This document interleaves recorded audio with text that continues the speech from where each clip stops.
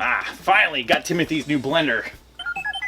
Oh, well, you know, Steve, has been a little bit hard on him lately, so I thought that getting him a new blender and making him a little bit happier might do him some good. Whoa! What was that, GB1? It sounded like it came from corridor 3038. Check the cameras.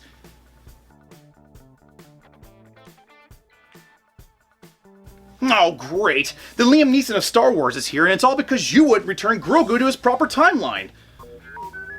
Well, do you know how to get through Beskar armor, GB1? Yeah, I don't either. But you know, Metal Earth did recently build the Mandalorian models, and maybe we can build one of those and figure out some answers. Hey everyone, and welcome to Groove Builders, the show where we create together. I'm your host, Disorderly Cone, and this is my friend GB1. In this episode, we're going to be building the Star Wars Metal Earth Premium Series Mandalorian. And this build has been known to be really tricky because of all of its intricate details and of course figure shape. Figure models are notoriously hard, but I think if we look at it together, we can get it done. We clearly don't have much time here. What tools do we need to build a Mandalorian? What are the tricky bits, and why is everyone complaining about the weapons? That's a good question. Groovers, let's get down to the workbench and take a look at our package.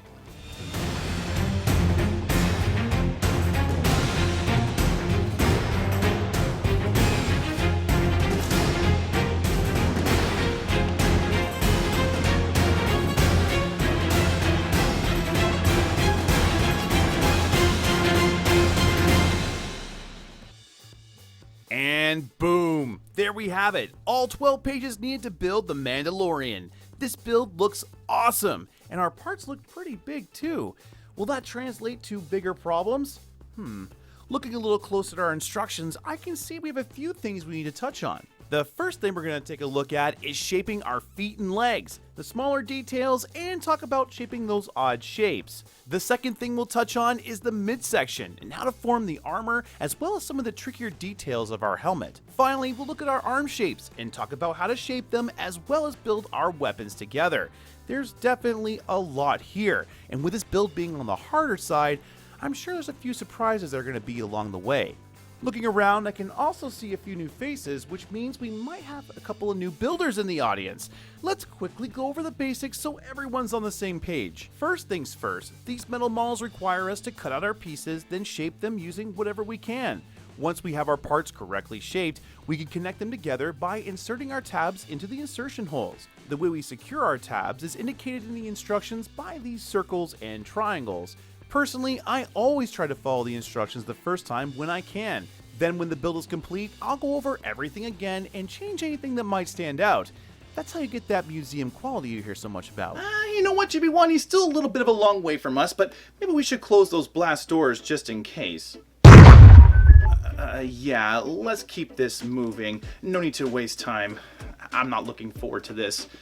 The Metal Earth Mandalorian requires some pretty interesting tools to be able to get done correctly.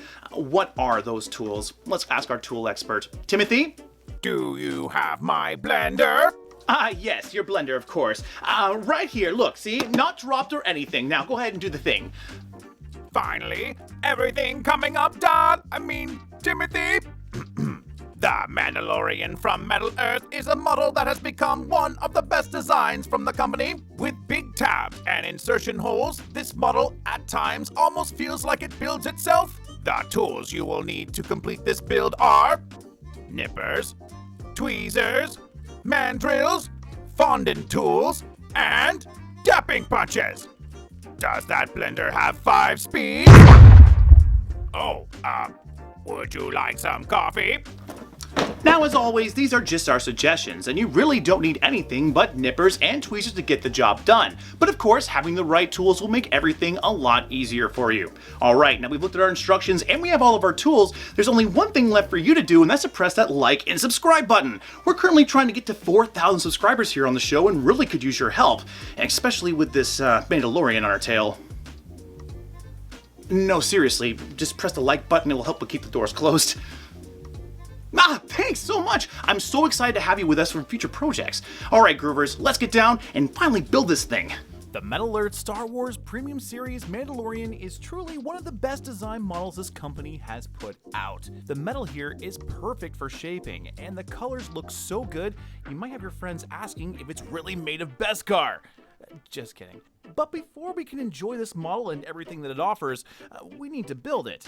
Let's start with our legs. If you've built legs before with Metal Earth models, you're in for a treat. Starting with our feet, we're going to be using part 2 to help us get the right shape for parts 1, 3, and 4. After making a small bend in part 2, we can take part 1 and slowly bend it around, letting the tabs fall into their insertion holes. Secure them with a bend, and now repeat this for part 3. With part 4, we could use part 2 like we've done before, but by using a mandrel or dapping tool, we can actually get a really nice rounded, consistent shaping. The key is no creases here, groovers, on any of our pieces. This method is great for any similar shaped pieces like 9 as well. Look at our foot, it's so cute! Okay, now let's go to our legs. These pieces look tricky, but with a little bit of patience and this trick, you'll have them shaped in no time. Part 14 and 29 are our 2 cylinder shaped pieces. They need to be formed in 2 parts and then joined together. Trying to form these with your tweezers can be done, but by rolling them over your tool, you can almost have the part shape itself. The key is applying even pressure as we move the part over our tool.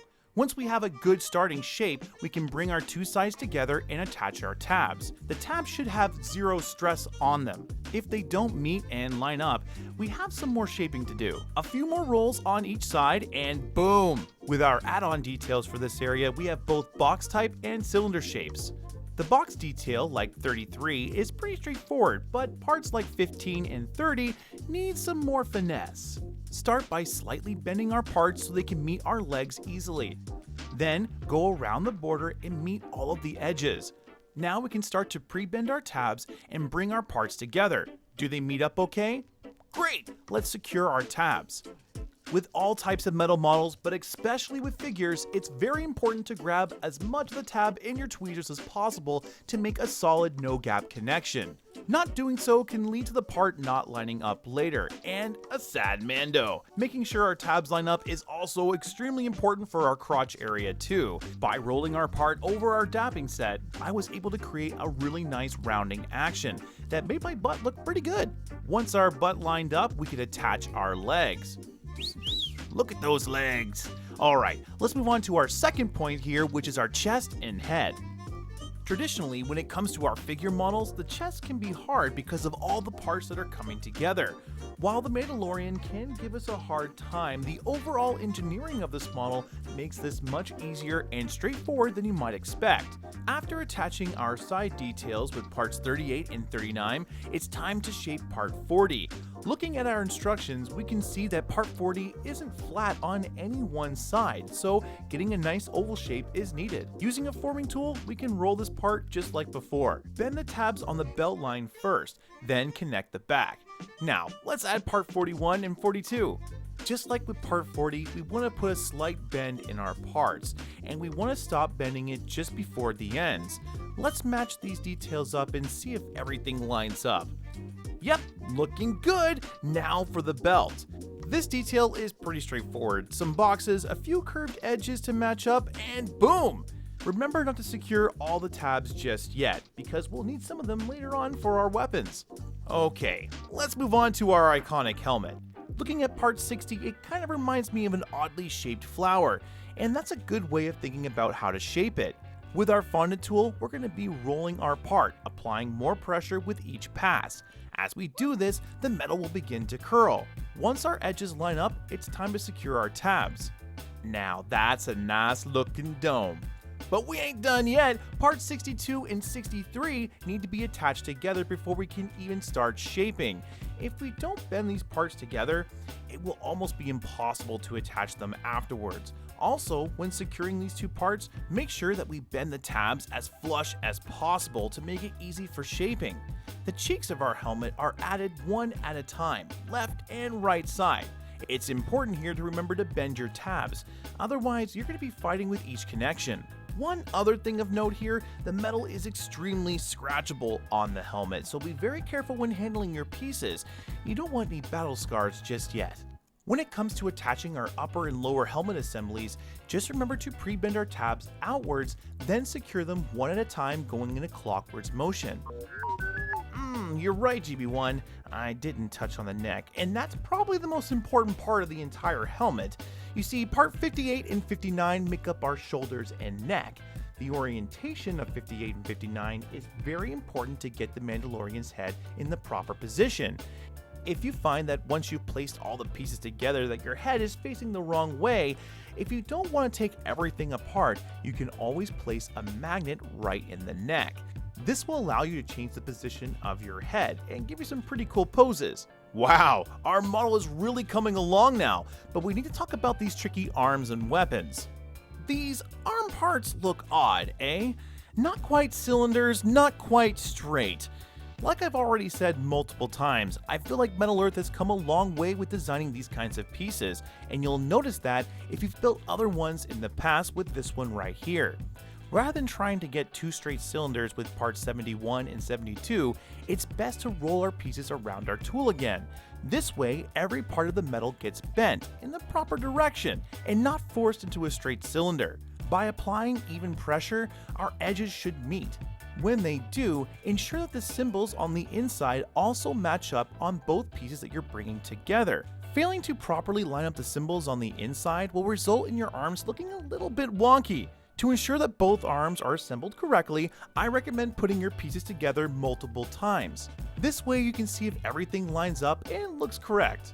This goes double for our weapons. Parts like 91 and 99 for our pistol and rifle are great for using as a base to shape and connect our ribbon parts like 92, 93, 100, and 101. By getting started in one corner, we can slowly bend the ribbon piece using the edge of 91 and 99, being very careful not to make any creases in the metal as we go. Any major creases that we need are indicated by a fold line in the metal. As we go, we can secure the tabs. This way they don't accidentally pop out on us again. For our pistol, some builders out there have been complaining about part 95 and its cone.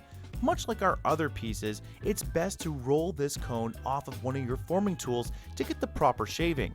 Also, by waiting to cap this piece until after you've attached it, you'll have a little piece of metal to hold on to while you're putting the two pieces together.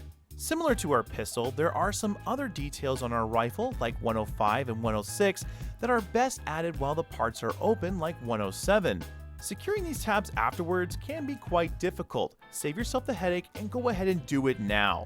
Finally, part 108. This was definitely one of the hardest pieces for me to get right. At first, I thought the back piece was more of a circular shape, but after forming it and then bringing it together to connect, I realized it was more of an old church shape. This shape is a difficult one to achieve because the metal is so thin here. The best way I found to do this was to use some pointed tweezers and then insert the tabs one by one while bending the metal as I needed. Using the pointed tweezers allowed me to grab the small bits of metal needed to get the bends required. Again, I definitely recommend bringing your piece up to 109 to see if everything matches up a couple of times before trying to put it together and secure it. This way you don't have any unnecessary scratches or possibly some broken pieces along the way. Okay, so do all of our tabs line up? Excellent! Now we just need to add the last few bits of detail onto our Mandalorian and boom!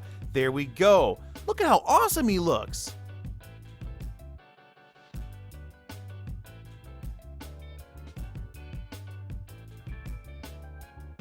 And there we have it. The Metal Earth Star Wars Premium Series Mandalorian. Long awaited, and I am so happy to have finally built it. This model is easily one of my favorites so far from Metal Earth. And like I said, it's not just because of that fantastic engineering, it's also because of how good this model looks when it's complete.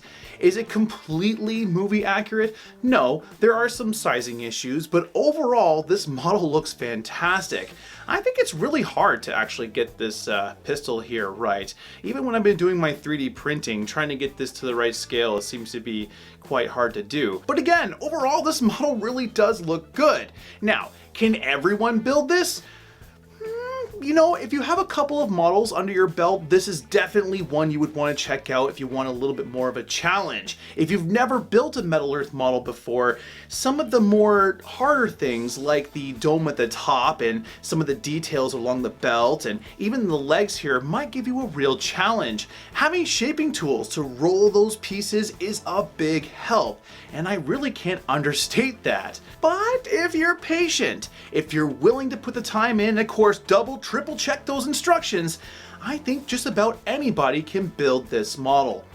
Now, if you need a more in-depth look at this build, I need to recommend a channel. His name is Xanadoo, and buddy, I really hope I got that right. He did a fantastic job covering this model, and his commentary is really good too. Links are always down in the description. Now, Groovers, I had a really good time building the Mandalorian with you, and if you guys had a good time, don't forget to press that like button. For more videos like this, hit subscribe as well, as we got all kinds of really cool content coming out in the future. Want to build your own Mandalorian? Check out groovebuilders.ca. We have all kinds of cool builds on there at great prices with fast shipping to the United States and Canada. Now, sorry, one moment. Hey GB1, what's the sitch?